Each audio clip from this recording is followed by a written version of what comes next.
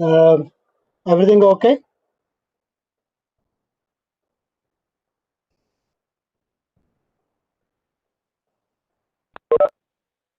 Hello.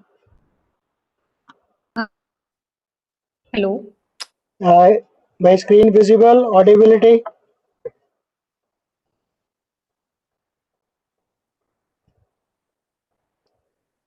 Hello.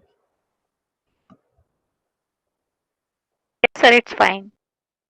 Okay, fine. So, so let me start. Okay. So last lecture we looked at linear transformations from one vector space to another, and looked at given ordered basis how to represent a linear transformation in the matrix form. Then we looked at notion of perpendicularity for vectors and how that gives rise to notion of orthonormal basis for the vector spaces. So where the notion of angle comes from the dot product in Rn. Okay. So today we are going to look at linear transformations on vector space to another, but we are with respect to ordered orthonormal basis. So we'll start looking at that and see how what difference does it make. So let us start by looking at linear transformations V to V, and if you recall, when we started looking at linear transformations on vector spaces, we wanted to look at those maps which preserve collinearity and division ratios. And now, because there is an additional uh, structure, namely the angle available, which we dot product, which we denote by this bracket, we will say that a linear transformation is an isometry if the inner product or the dot product of TV with the TW is same as the dot product of V with W. That means if you take two vectors V and W and take their images TV and TW, then the dot product between the images and the original vectors is same. So then such a thing is called an isometry. So you can think of isometry as a map which preserves angles. Okay.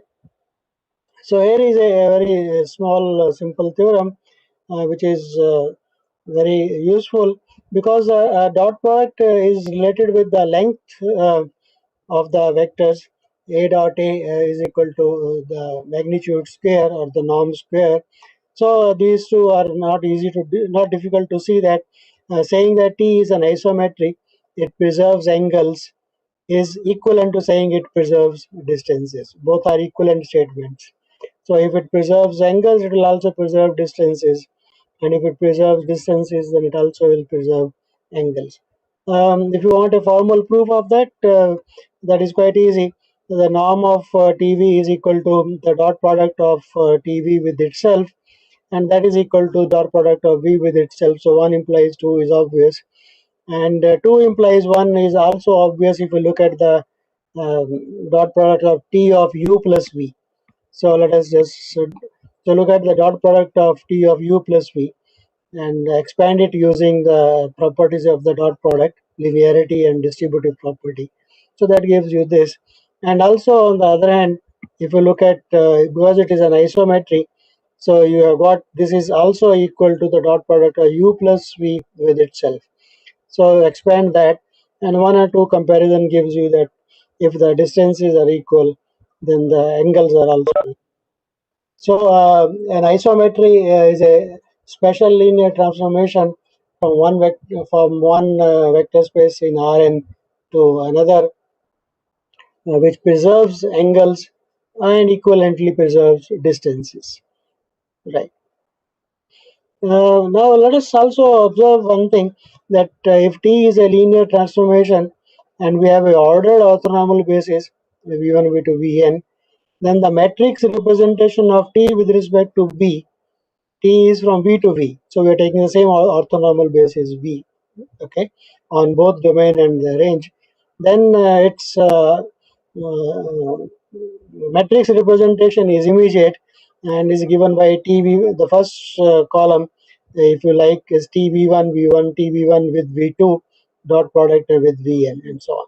That is obvious because we said that the coordinates of a vector are immediately known if you have an orthonormal basis. The dot product gives you the coordinates. Right. So with that knowledge, this is obvious that this is the matrix representation. So that is a additional kind of information. In case we have a ordered orthonormal basis, we can write down immediately the matrix representation in terms of the dot products. Okay. And now, if I look at the dot product of one column with another, okay, then what it looks like. So if I look at the dot product of this column with this, then it is just equal to T of Vj Vk. So if you look at dot product of jth column with kth column, then dot product this into this plus so on. So that is just Tv Vj. And if T is an isometry in addition, then this will be equal to the dot product of Vj with Vk. And that being a ordered orthonormal basis will be either 0 or 1 depending on j is equal to k or not. So that immediately says that if T is an isometry and B is an ordered orthonormal basis, then the matrix of T has a special property. Its columns are orthogonal to each other. Okay? And it's not difficult to see why is that is happening. And if you write A transpose A, if A is in terms of the column representation, these are the columns of A, then A transpose A can be written as the dot product of the columns. So this also gives you that if T is an isometry, then A transpose A is equal to identity. So isometry if and only if the columns form a, right? And if only rows also form, because A transpose A, you can take the transpose of that also will be perpendicular to each other. So for an isometry, the rows and the columns form orthonormal sets. In terms of matrices, we can write this as that A transpose A is equal to identity, and such matrices are called orthogonal matrices. So that gives rise to a new type of matrices called orthogonal matrices. Orthogonal matrices are the matrices of linear transformations which are also isometric. So this is what we get. You can write A is orthogonal, A transpose A is identity, uh, A transpose is equal to identity. And any one of them is satisfied for the matrix of the matrix of the linear transformation. That matrix is an isometry. So an isometry which is a linear map that preserves angles, equivalently preserves distances, and gives rise to, in the matrix form, what are called orthogonal matrices. Right. So, orthogonal matrices arise in the matrix representations of isometries with respect to, of course, orthonormal basis. Let us look at some examples. Let us look at a map from T from R to R as a linear map. So the only linear maps are Tx equal to alpha times x, where alpha is fixed. So this is, if this is to be an isometry, obviously we should have the mod of, right, if this is to be an isometry, then the mod of alpha should be equal to 1. So the linear map Tx is equal to alpha x is an isometry in R to R, provided mod alpha is equal to 1, if and only if. So this gives a description of all isometries from R to R. Let us look at another case. Let us look at example of R2 to R2 in the plane. The transformation is given by Txy is equal to x cos theta plus y sin theta minus x sin theta y cos theta. Okay, so T of a point xy is x times cos theta y sin theta, right? So a matrix representation of this, if you want to write, one can write, but let us first observe that this is an isometry. So norm of tx square will be norm of tx square we can compute. Now this square plus this square root.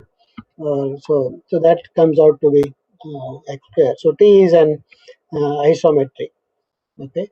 So the question is, what are all isometries of R2?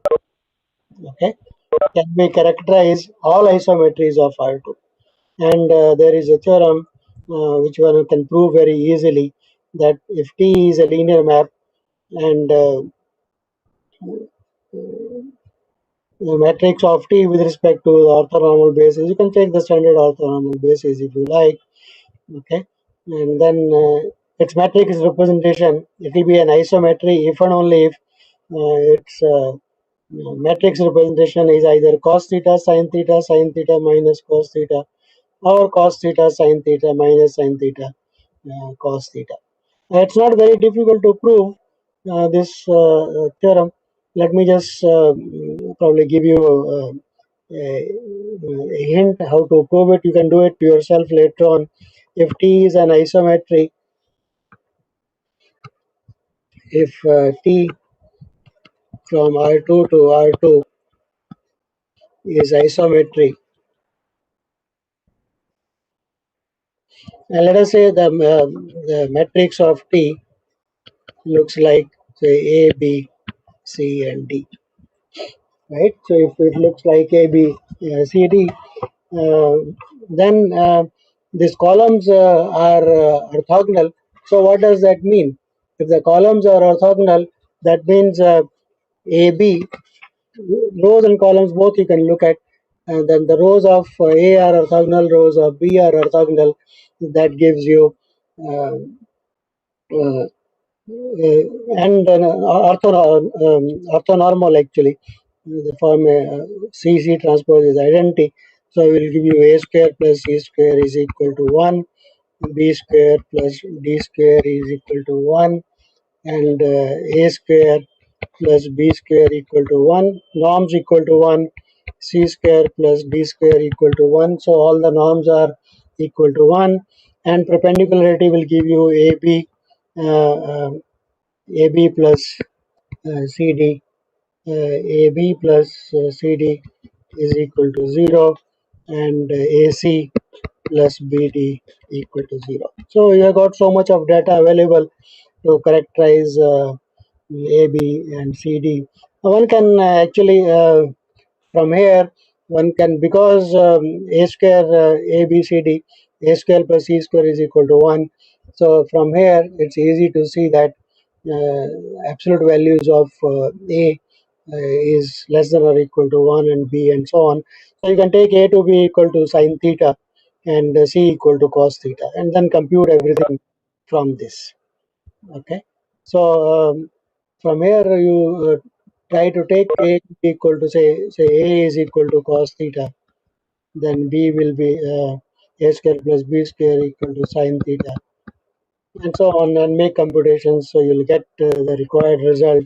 Namely, the only possibilities are that cos theta sin theta minus cos theta sin theta minus sin theta cos theta, where theta is an angle between 0 to 2 pi. So this gives you all the isometries of R2. Okay, and you can see that one of them is rotation. Okay, and the other is a reflection by an angle theta. Rotation and reflections, and of course their combinations will give you uh, other isometries also. So these are all isometries of R2. Uh, the question comes, can we sort of go over and try to find all isometries of R3? And that is also possible, and that is a very instructive construction. So let us make a assumption that T is a linear map. Okay, R3 to R3, and let us assume that it has a special property that there is a vector u, a unit vector of length 1 with a property that tu is equal to lambda u for some lambda. Okay, such a lambda we will see later on is called an eigenvalue, and this u is called an eigenvector for this. And this assumption actually is always satisfied in R3, so we'll prove that also later on. For the time being, let us assume that such a property is true for T. In that case, if you look at it is T as a isometry and with an eigenvalue lambda and u as a unit vector, then the following are true, that absolute value of lambda is equal to 1. One can show that. The space R3, if you look at the space generated by this u is the unit vector, then R3 splits into direct sum W perpendicular, right? So W is one dimensional space and orthogonal complement of that is W perpendicular. So you can write split R3 into two parts, and that actually also implies, because U is an eigenvector for eigenvalue lambda, W is actually invariant under T. That means if you take a point in, obviously, because if you take alpha times u, then T of alpha times 2 is alpha times T of u. That will again be a scalar multiple of alpha. So that again will be a eigenvector. So that says that this is a invariant subspace, and perpendicular also is a invariant subspace. So essentially that means you can restrict T to W, that is one dimensional, and T to W3, which is W perpendicular, which is two dimensional, and will be which is also invariant. And on one dimension we know what T looks like. So these are invariant subspaces of T. Once that is obtained, once that is proved, one can restrict T to W. It is one-dimensional isometry that we know how does it look like, and two-dimensional isometries we don't know how those look like. So we can decompose T into two parts, that on W elements of the type alpha times u, what it looks like, and what it looks like on W perpendicular. So that will give us all isometries of R3. The main thing is that existence of an eigenvalue with the property that there is a vector u such that Tu equal to lambda u. That helps us to decompose R3 into two parts and analyze on each part separately. So one can now write down that the isometry T will be on W.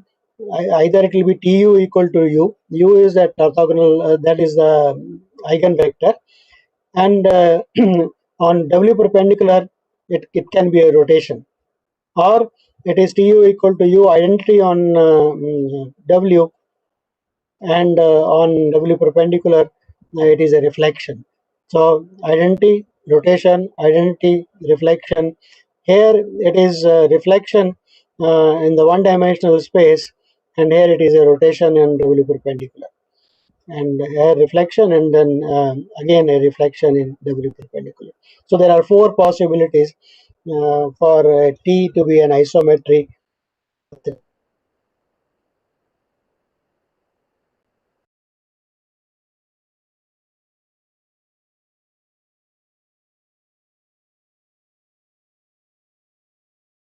W, it looks like either of this, and on W perpendicular, it looks like this.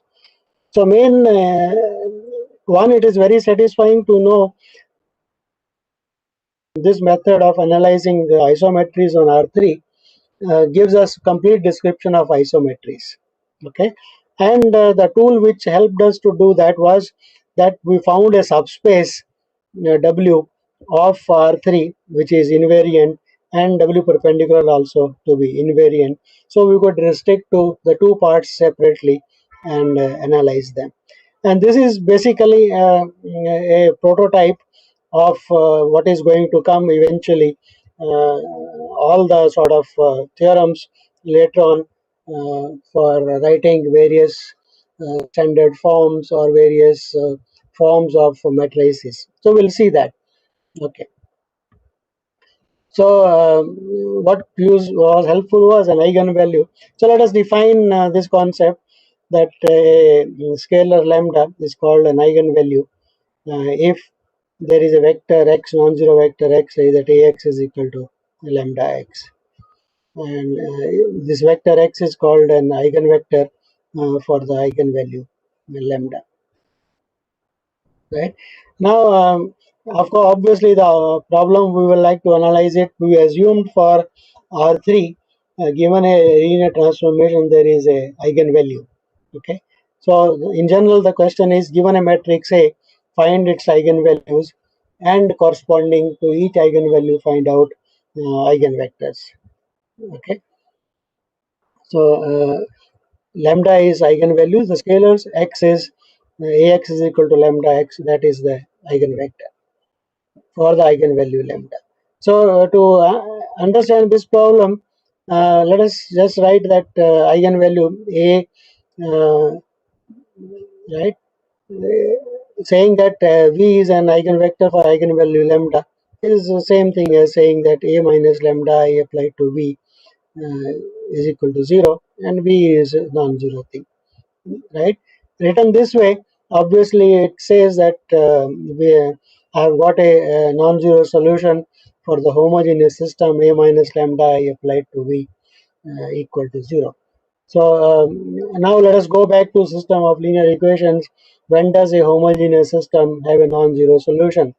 For a matrix applied, right, for this matrix to V, this will have a non-zero solution only when this matrix A is not invertible, because if it is invertible, I can apply A inverse, this inverse, and I'll get V equal to 0. So for the homogeneous system, Ax is equal to 0. Uh, uh, a non-trivial solution exists only when the rank is less or the matrix A is not invertible. So saying this matrix is not invertible, we can go in and write it this in terms of determinants. Now we have not discussed determinants here, but I think most of you are familiar with the property that a matrix A is invertible if and only if its determinant is not equal to 0. In fact, it's very one the topic of determinants is itself quite nice, and you should read in detail about determinants, because we only in our courses normally we do only the computational aspect of determinants. Determinants have certain properties, and we give a matrix and compute determinants and so on. We never bother to ask questions like, a determinant actually is a function on matrices. For every matrix, square matrix n cross n, you can associate a number called determinant with certain properties. What are those properties? Do we require all the properties to define it, or is a minimal set of properties which are good enough to define and deduce all other properties from it? Okay? And whether such a function exists, and whether such a function is unique. So what is determinant function? Does it exist? Is it unique? All these questions at some stage in your study of linear algebra you should ask and try to get familiarized with.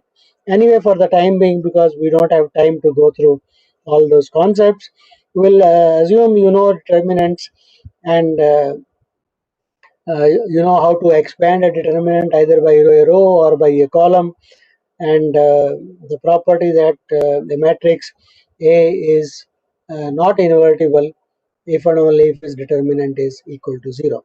So for we apply that here. If this applied to V is a homogeneous system, has a non-trivial solution, that means A minus lambda I is not invertible, so its determinant must be equal to 0. So and that means that so that is the determinant of A minus, if A is A11, A12, A1n, So A minus lambda I will be this n by n determinant, right? You can call it as d lambda or d lower suffix a lambda, right? To indicate it is with for the matrix A, and so this is called determinant of A minus lambda I. Lambda will be a parameter which we don't know actually. Okay, so it will be a polynomial in lambda. So determinant, or this is also called the characteristic polynomial for the matrix A. So for a given a matrix A, its characteristic polynomial is determinant A minus determinant of A minus lambda I, which like this. If you expand it, you can actually see that this will it is a polynomial of degree n in lambda, because lambda is appearing in each row. If you expand, and so cross these terms will give you a term which will be degree n lambda, and the coefficient of highest degree will be minus 1 to the power n. So it will be minus 1 to the power n lambda n and plus so on. So it will be a polynomial, and that polynomial is called the characteristic polynomial. So eigenvalues of a matrix are the roots of this polynomial. So that is what we are. So the possible roots, because we know that if we treat if the coefficients are real, then the characteristic polynomial may not have a real root, but it will always have complex roots because of the fundamental theorem of algebra. So treated as complex over the field of complex numbers, it will have n roots, and those roots may be repeated. So that is called the multiplicity of the root. Right. So let us go over a bit more, because I will skip examples for the time being, because what I want to say. Okay. Uh, so here are if uh, this is about the determinants using determinant properties. If A is similar to B, what is meaning of A similar to B? There is an invertible matrix. Say that P inverse is equal to B. Then you say A is similar to B. So similarity is A is similar to B if there is a matrix P invertible. Say that P inverse is equal to B. That is called we say A and B are similar, and we write it with the symbol similarity. And it's quite clear that if A and B are similar, then the characteristic polynomial, here we are called as G of A, is it will have the same roots as G of B. They are also okay. Here, for given a polynomial G, you can look at G of A. That means substitute the variable by A, then A will be similar to G of B, and that will also imply that the roots of the characteristic roots of GA are equal to that polynomial. Okay, it will be polynomial substituted there, and GA, the polynomial GA is also similar. This is similarity of matrices.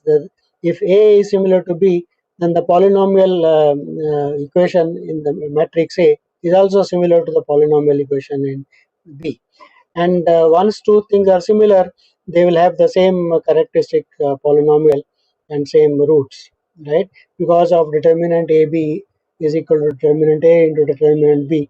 So if A is similar to B, then the characteristic polynomial of A is same as characteristic polynomial of B. And so characteristic polynomial of GA will also be characteristic polynomial of GB, right? So these will use it slightly later. So let's just comment that. So how do you find the how do you find the eigenvalues? Look at the characteristic polynomial, find its roots. That is a problem. And given for each eigenvalue, to find the eigenvector, we have to solve that equation A. So let me just write here. So determinant of A minus lambda I equal to 0 gives eigenvalues and a minus lambda I for each such u equal to 0 gives eigenvector for lambda. So this is solving a homogeneous system. Again, you will have to go to your row equivalent forms to find out. This is solving a given a polynomial, how to find roots of the polynomial. So that is the work involved. And in this second thing, the work involved would be uh, finding solutions. So for a homogeneous system, find out all possible solutions. So that is the work involved. Right. So, so if lambda is real characteristic root, then we write E lambda because we were looking at only the real matrices. The null space of A minus lambda I, right? That is that is the set of all vectors which are possibly eigenvectors, right? Of course, 0 is not an eigenvector, but we can add that to that set and call that as the null space of that matrix A. Okay, and lambda is complex, and the eigenvector will also be possibly complex. Okay, and obviously, because we're looking at the roots of a polynomial, if A is if we're in R3, then the linear transformation T from R3 to R3, okay, will its characteristic polynomial will be a polynomial of degree 3, which is odd, so we'll have a real root anyway. Okay, so that is what we had assumed in our considerations when we looked at isometries of R3. Okay, so we can look at matrices and look at eigenvalues and try to find out when are the eigenvectors linearly independent. In the subspace, we can find out the basis of the null space and so on. Okay, so here is uh,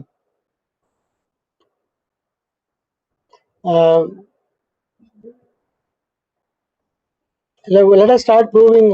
Forget about this slide. Let us look at A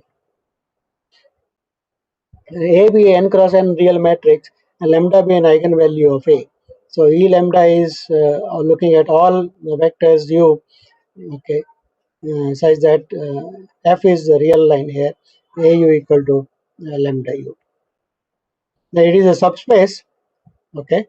It is a subspace of n because given two eigenvectors u1 and u2, uh, a u1 is equal to lambda u1, a u2 equal to lambda u2. So a of u1 plus u2 is also is equal to lambda of u1 plus u2. So it forms a subspace, and of course alpha times eigenvector also is an eigenvector. Okay, if alpha is not 0, so we can add 0 to it and form a subspace called the eigen subspace of the corresponding eigenvalue.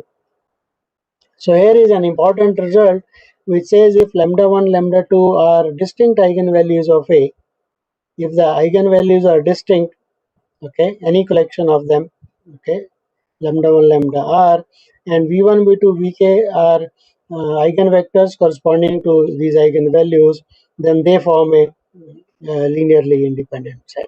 So we'll prove that. That is an important result. And finally, so for each eigenvalue we can look at if lambda 1 lambda 2 are distinct eigenvalues of A, and for each eigen subspace lambda I, we can form a basis of that eigen subspace and put them together into a box.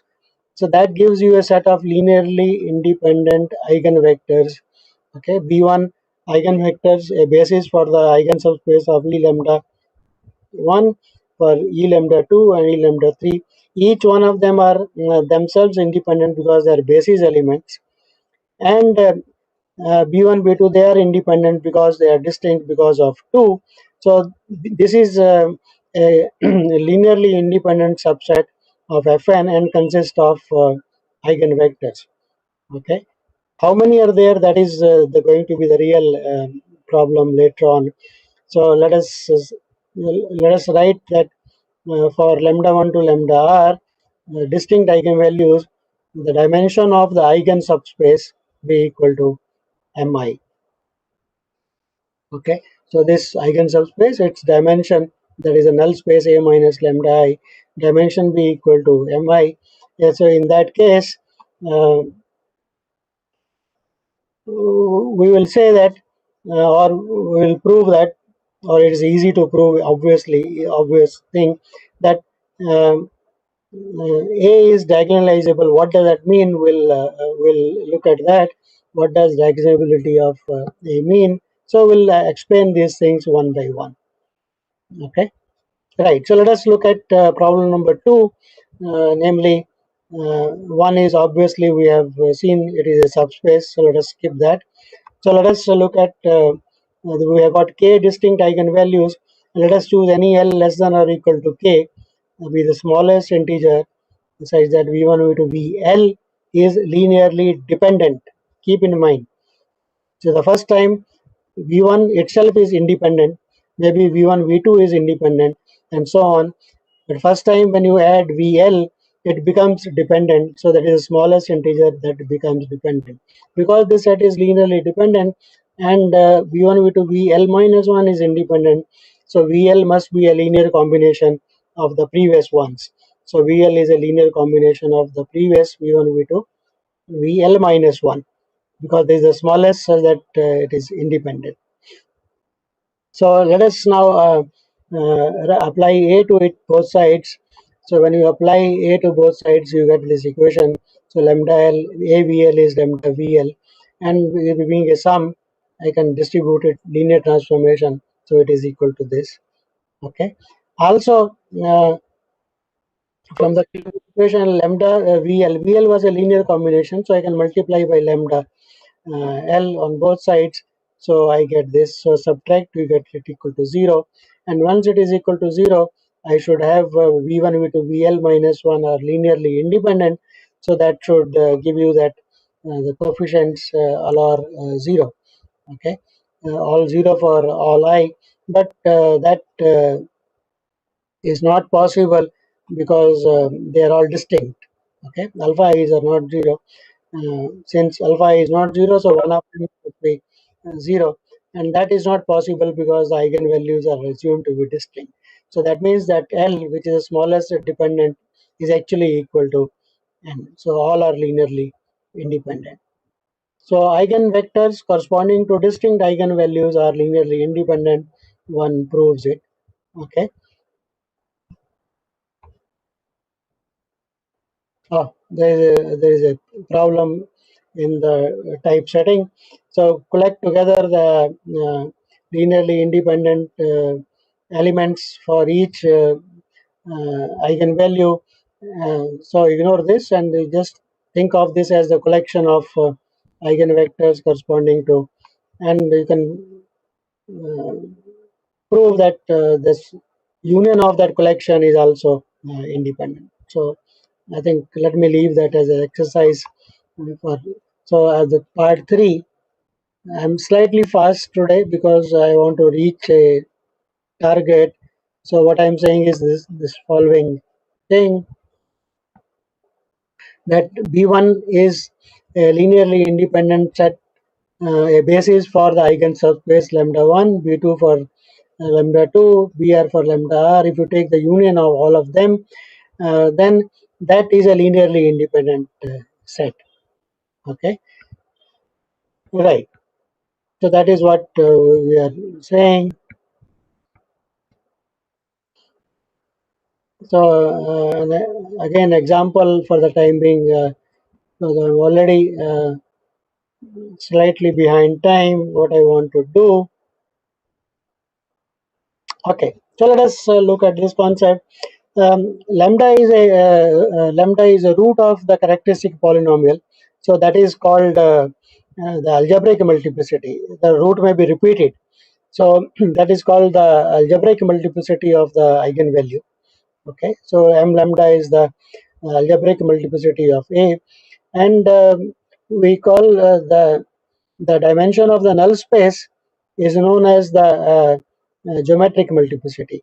See, dimension of the null space for a eigenvalue lambda I, you are looking at the eigen subspace and looking at its dimension. Okay, that may not be as much as the order of the root lambda I for the eigenvalue. Okay, so it will be always be less than or equal to that. So that is what is called the defect, that the difference between the algebraic multiplicity and the geometric multiplicity is the what do we call as a defect for what. I will just now illustrate that. Supposing they were equal, then we would have gotten a basis for the underlying space Rn, which will be consisting of a chunk of eigenvectors for the eigenvalue lambda 1, a chunk of eigenvectors for lambda 2, and a chunk of eigenvectors for lambda r, and they're all distinct, right? So we'll have a basis consisting of eigenvectors for the underlying field Rn, underlying space Rn. So that is what is going to be important. So let us algebraic multiplicity and so okay, let us probably skip all this. And the question we want to analyze is the following: given a matrix A, when does there exist a invertible matrix P? Say that P inverse AP will be a diagonal matrix.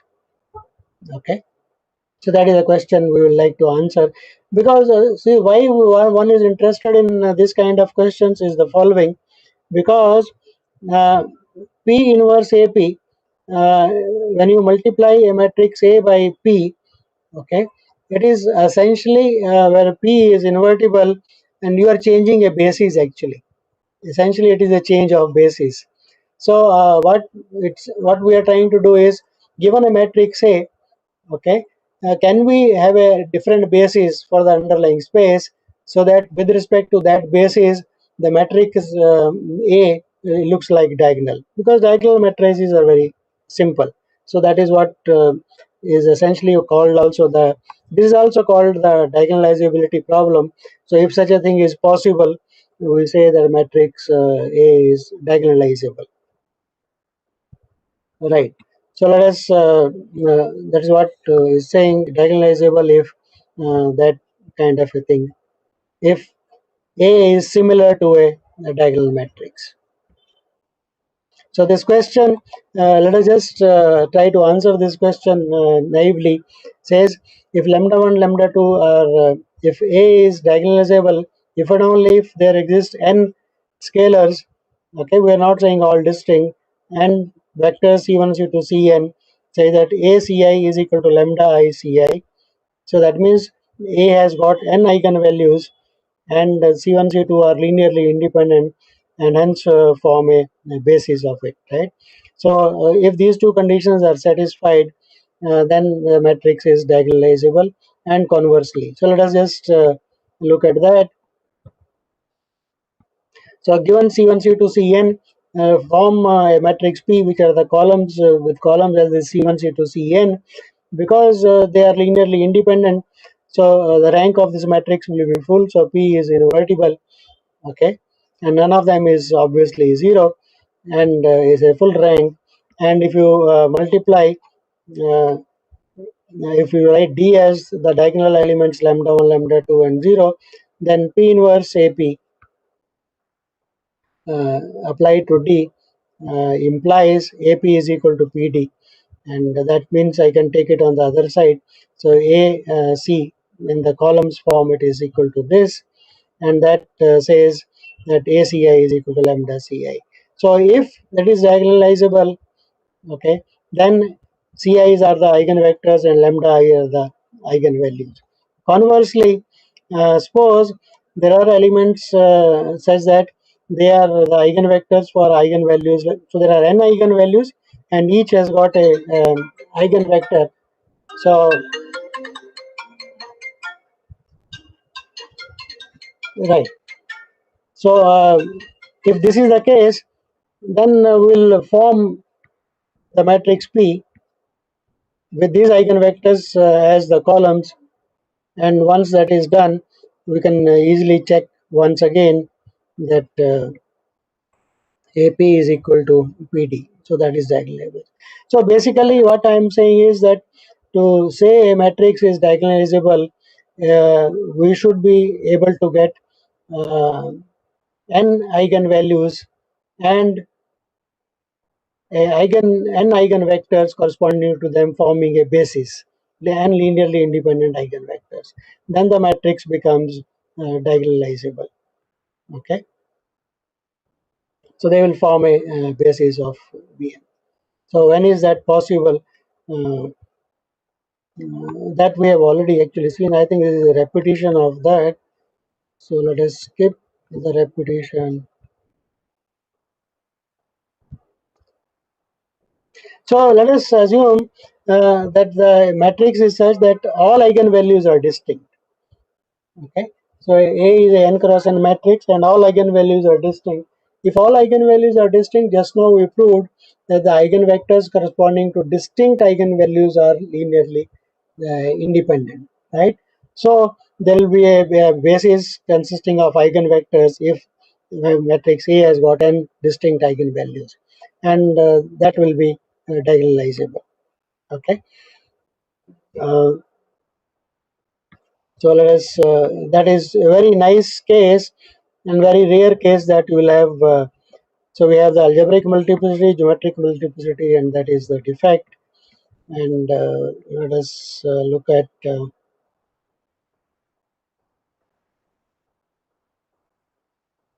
So if the algebraic multiplicity agree, then obviously we'll have a basis consisting of eigenvectors, and the matrix will be diagonalizable. Okay.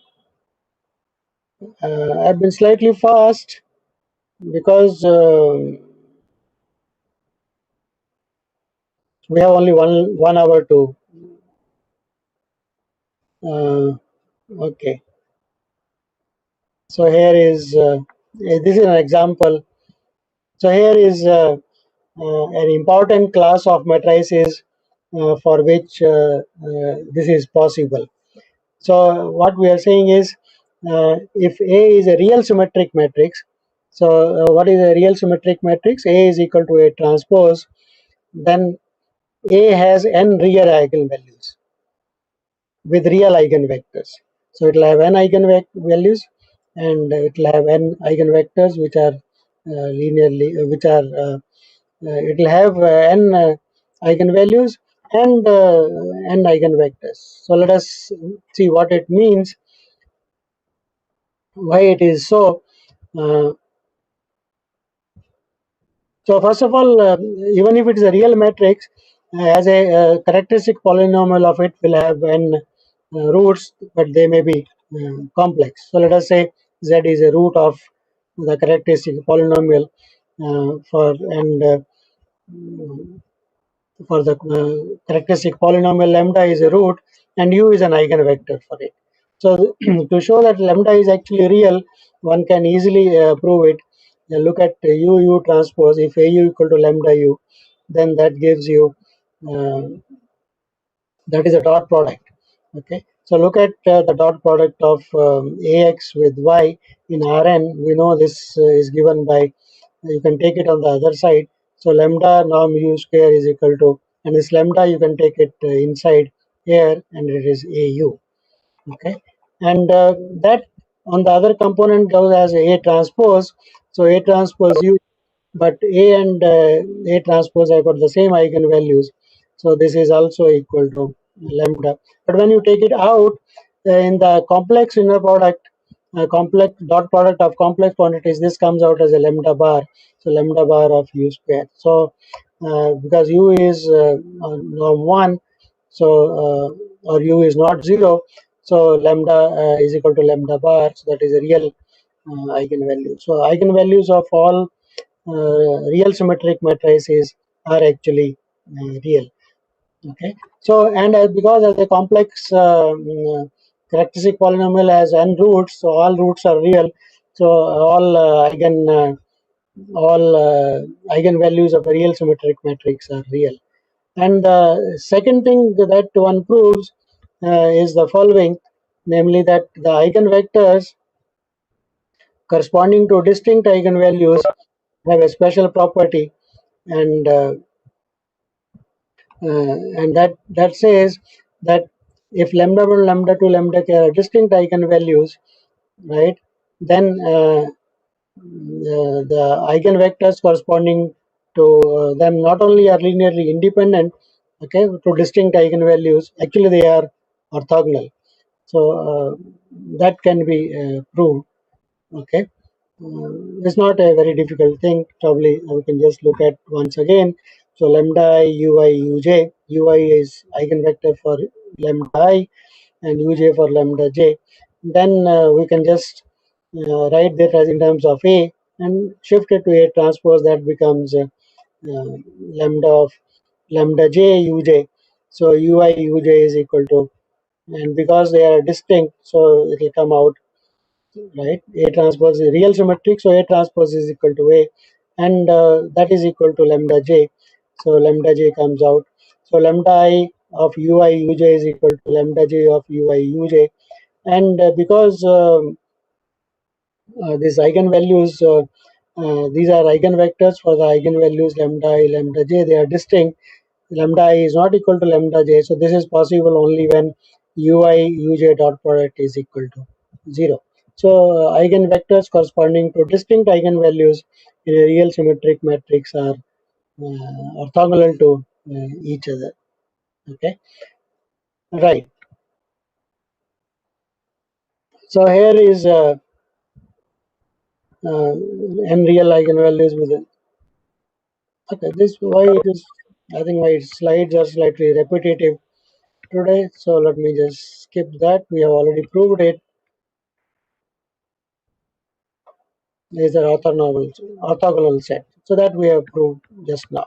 So we proved this just now. Okay. So let the lambda 1, lambda 2 are distinct eigenvalues, and the eigenvectors corresponding to the eigenvectors, they form a orthogonal set. And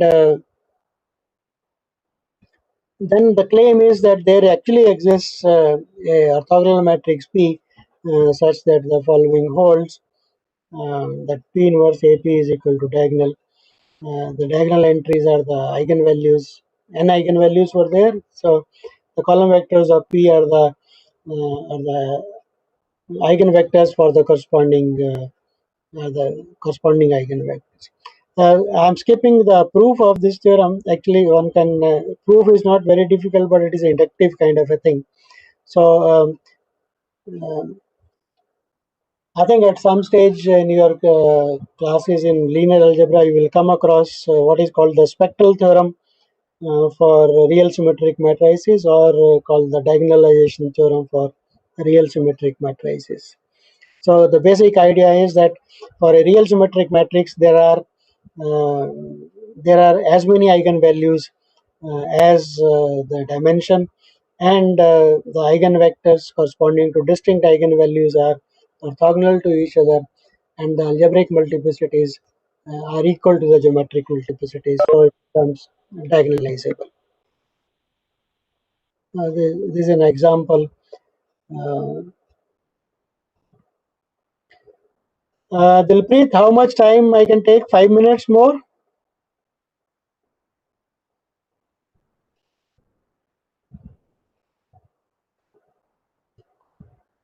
Okay, there is no.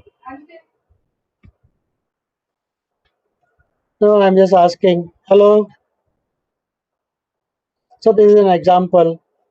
Okay, probably I think let me just probably say something more, and probably we can look at the examples later on, because this involves quite a bit actually. So let me just so if you have got a matrix like this, 0, 2, 2 and 0, 2, 2. So that is a real symmetric matrix. Finding eigenvalues means finding the roots of the polynomial. So that is a cubic, and you find that lambda equal to 2, minus 2 and minus 2. So minus 2 is a repeated root, and algebraic multiplicity 2, and lambda is equal to 4 is also an eigenvalue. For these eigenvalues, when you want to find out now the eigenvectors, you will have to solve a minus lambda I. Okay, look at a minus lambda I, make it to reduced row echelon form, and find out how many pivots it has got. So it has got only one pivot, so independent number of independent variables will be equal to 2. So it will have two linearly independent eigenvectors for the eigenvalue, and that can be found out by giving the variables value 0 and 1, 1 and 0 for the those who are dependent variables. So here pivotal variable is the first one, so you can give value this variable 0 and this 1, and then you compute this, and the next time give this value as 0 and that value as 1 and compute. So you'll get two linearly independent eigenvectors. Or it says that uh, eigen subspace is described by this. So this equation, so you can give x3 equal to 1, okay, and x2 equal to 0, you'll get x1 and you'll get two eigenvectors. Okay. Similarly, for the other eigenvalue lambda equal to 4, you find out its actually multiplicity is geometric algebraic multiplicity is 1, geometric multiplicity also is 1 because the rank is equal to 2 for a minus lambda I. So you find basis for the eigenvectors, okay, but they may not be perpendicular. So you got a basis which is linearly independent. You have to apply Gram-Schmidt process to orthonormalize it to make them perpendicular. Okay, so that will give you a matrix that will give you a basis consisting of. So this is the Gram-Schmidt process applied. You will get x1, x2, x to the tilde as mutually orthogonal. So this is the mutually orthogonal set of vectors which are eigenvectors for the first two for the eigenvalue um, lambda equal to 2, and the second one for 4. And when you write P as the matrix with this as the columns, that will give you P inverse AP to be the diagonal. So that is what diagonalizability of a real symmetric matrix is involved. Okay. Advantage of having diagonalizability is, for example, you want to write e raised power xa, okay, for a matrix A. This can be simply written as by if you want to write this, that is if it is diagonalizable, okay, P inverse AP is diagonal, then it is P times this, and that is simply the function goes up in that. So e raised power xd, okay, is this. So where e raised power xd is this.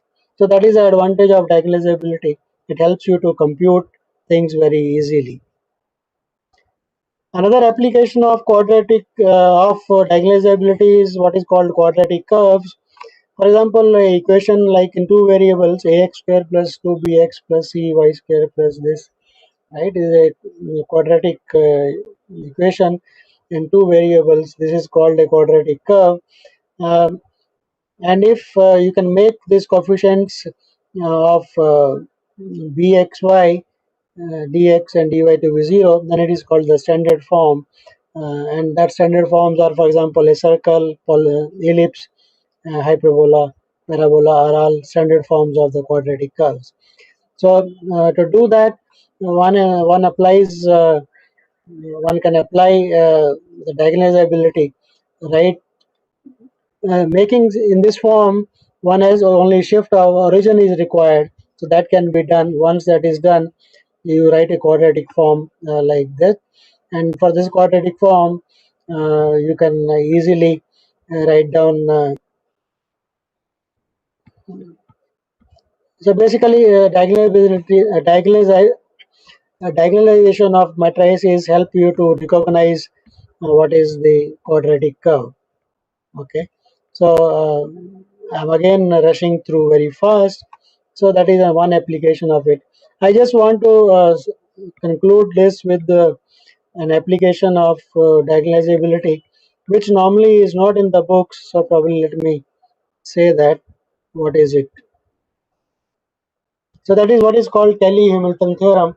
Kelly-Hamilton theorem says that every square matrix satisfies its characteristic polynomial. So what does that mean? So I mean, uh, if FAT is the characteristic polynomial, what is it equal to? That is equal to determinant A minus determinant of Ti minus A if the variable is T. And uh, one can naively say, if I replace T by A, then it is A minus A, it is equal to 0. That is not what we are looking at. F A of T is a polynomial in T, right? We saw that. So if you place T by A in that polynomial, then that equation is satisfied. Okay. For a diagonal matrix, it is obvious that it is satisfied. If A is diagonalizable, then also it is satisfied because for under similarity, the characteristic polynomials don't change. So that is advantage of diagonalizability. That if you can make a matrix diagonalizable, then for the diagonal matrix, Kelly-Hamilton theorem is true. And the main crux of the proof lies in the fact that diagonalizable matrices are dense in all complex square matrices. This is something denseness coming from metric spaces or topology. Normally, books in algebra don't uh, sort of talk about these things. Proof of Kelly-Hamilton theorem is normally given via determinants, and pure algebraic proof is given. And here is a proof which I'll just outline this proof quickly so that you can try to understand it later on.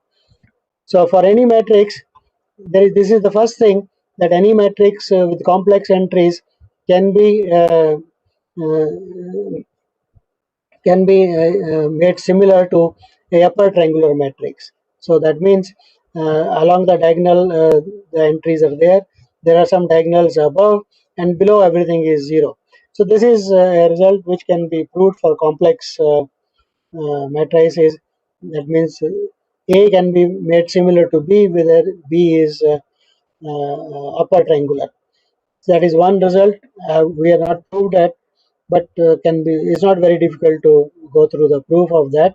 So that is step one in the proof, and the step two is, now what we do is we modify each one of the entries, okay, in this B by slightly. So lambda 1 plus epsilon, lambda 2 plus epsilon, and lambda 2 plus epsilon, such that they all become distinct. That means lambda 1 plus epsilon and lambda 2 plus epsilon and lambda n plus epsilon, they are all distinct. We can choose epsilon in such a way. That is possible. Okay. So once that is done, we'll get a matrix B epsilon uh, which has n distinct eigenvalues and along the diagonal. So that will be diagonalizable. Also, B epsilon goes to B. Uh, uh, B epsilon, as epsilon goes to 0, will go to B, which is similar to, this is a typo here, which is similar to A. So thus diagonalizable matrices are dense among all complex, right? And for diagonalizable matrices, you can prove the theorem easily. So one can take the limits and say that one has to justify steps whether this, you can take the limit from outside to inside. And that is because basically the characteristic polynomial consists of polynomials multiplication of, and they are all continuous things. So that can be done. So I think let me try to stop here because I've taken already 6 minutes extra for my class today. So basically what I have tried to do hurriedly today is that you can look at, when you look at linear transformations on vector spaces in Rn under the angle thing, we want linear transformations will preserve angles as well as distances, and that is called isometries. And we try to look at isometries gives rise to what are called orthogonal matrices, and we try to look at when can you say that for a linear transformation which is defined on vector space in Rn, and when can it be made similar to a diagonal matrix. So we looked at isometries in R3, and we saw that the notion of eigenvalues help in decomposing the space into parts and looking at them. So this is the basic sort of philosophy and various forms of matrices. We have just quickly gone through something called the diagonalizability of matrices, and we have shown that matrices are diagonalizable if and only if there is a basis consisting of eigenvectors. That is a necessary and sufficient condition, and for a real symmetric matrices this always happens.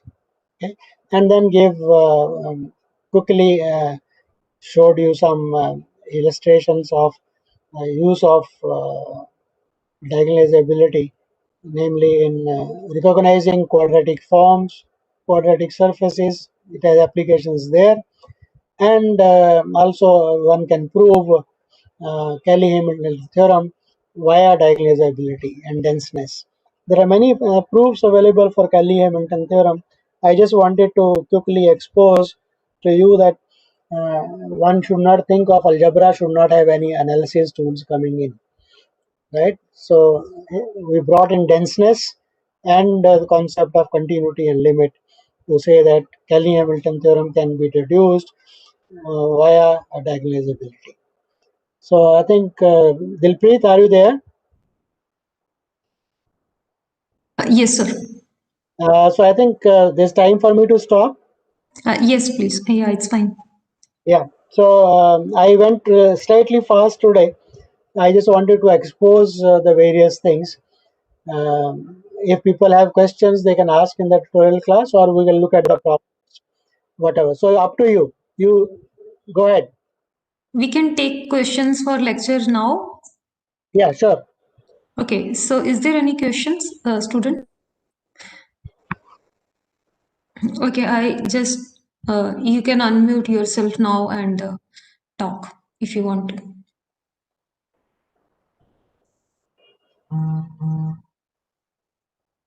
Hello. Hello?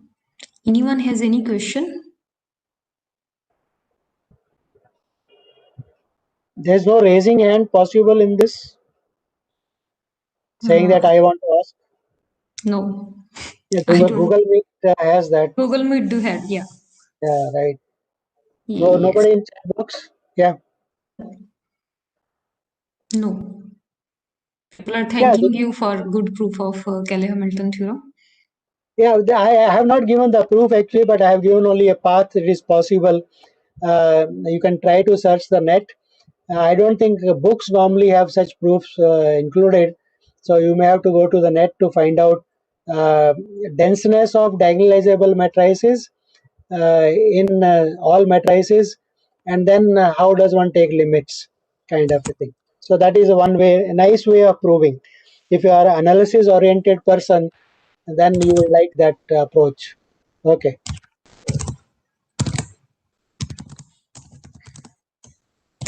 Any other question for sir?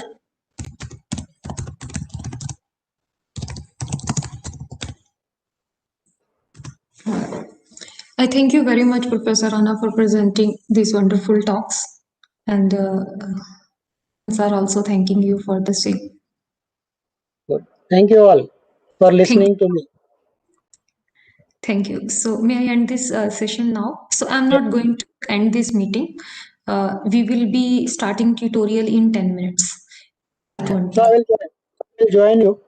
Okay. Okay. Yeah. So I posted tutorial sheet to all of you. I hope you got the tutorial sheet. Please let me know.